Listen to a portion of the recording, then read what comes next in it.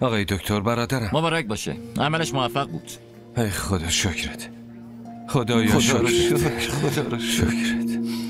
تبریک میگم.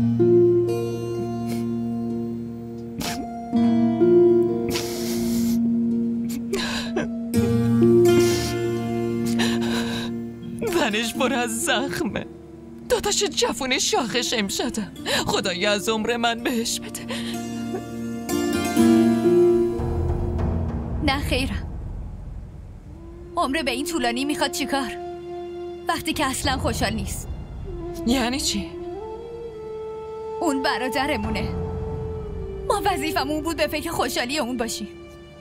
وقتی میتونیم تعلا رو به خاطر خانداداش تحمل کنیم، تمنا که دختر خیلی خوبیه رو نمیتونیم؟ اسمشو جلوی من دیگه نیار. به خاطر اون دختری نحس داداشم الان به این روز افتاده. میبینی که صحیح، تو هم به تمنا بد و بیرا بگو.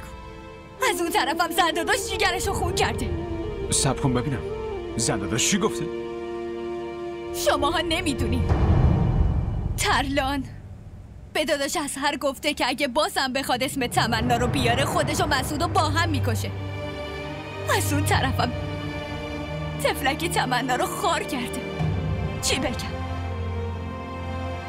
خبر دارین تمنا چی گفته؟ میگه براش چیزی بزرگتر از آبروش وجود نداره. برای همین به داداش جواب رد داده. داداش از سر داشت به تمنا زنگ زد ولی گوشیشو جواب نمیداد.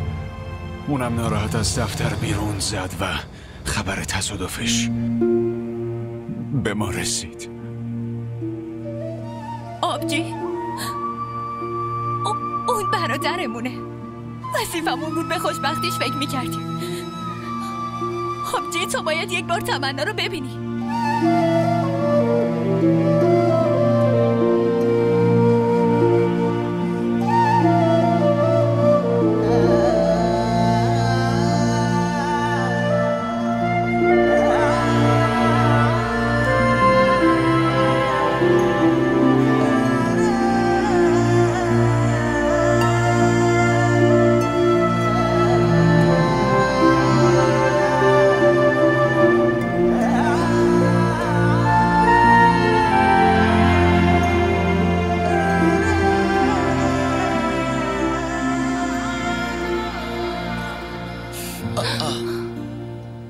کجا بودی؟ بعد این همه اشک ریختن، این همه ماشین اثر، حواست کجا بود؟ به جز تو فکر دیگه ای هم دارم. التماست میکنم این حرفا رو بذار کنار. دارم راستشو میگم. بعد از حرفای آبجی ترلان اصلا نمیخواستم بیام اینجا، اما نمیدونم پاهم چجوری کشوندنم. به این بی اختیاری میگن عشق. من از اون مدل دخترا نیستم. حرفای آبجی ترلان باعث شده که از خودم متنفر بشم. حالا کی بهت گفته زنداداش ترلان باید شخصیت تو تایید کنه؟ مهمه. آدم هیچ وقت نباید بذاره با آبروش بازی بشه. التماست میکنم دست بردار.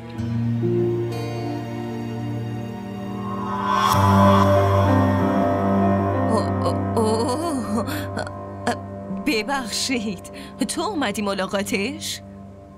پس مزاحم شدم. منم یهو دویدم اومدم تو. نه زنداداش خواهشن یه کلمه دیگه هم نگو لطفاً. ببینم تام شدی دختر خوبه؟ فقط اومده بودم حالشو بپرسم. من که بهت گفته بودم چیزی که میخوای هیچ وقت عملی نمیشه. من هیچی نخواستم. تمنا شما از اینجا برو. تو نمیدونی وقتی چیزی رو نمیخوام نمیذارم پا بگیره اصلا.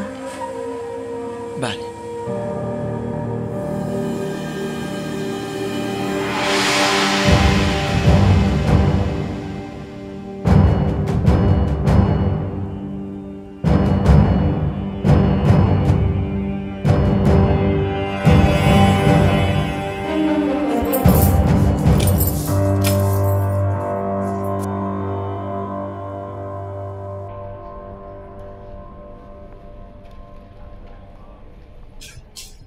ای وای، کجا داری میری؟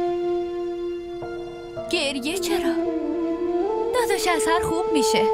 بگو ببینم دیدیش؟ بگو دیگه.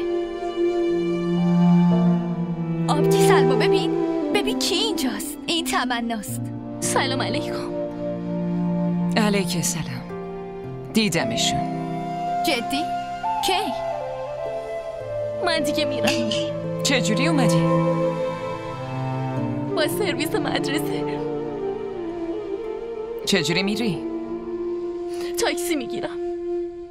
تو که میدونی برادرم الان به خاطر تو توی این وضعیته. شما هم تیکه بندازی، اشکالی نداره. کمال، این تمناست. تا خونه برسونشون. نه خودم میرم. همراه کمال. نه نمیخواد، خودم میرم. خواهرم میگه باید برسونمتون، پس بیایم بریم.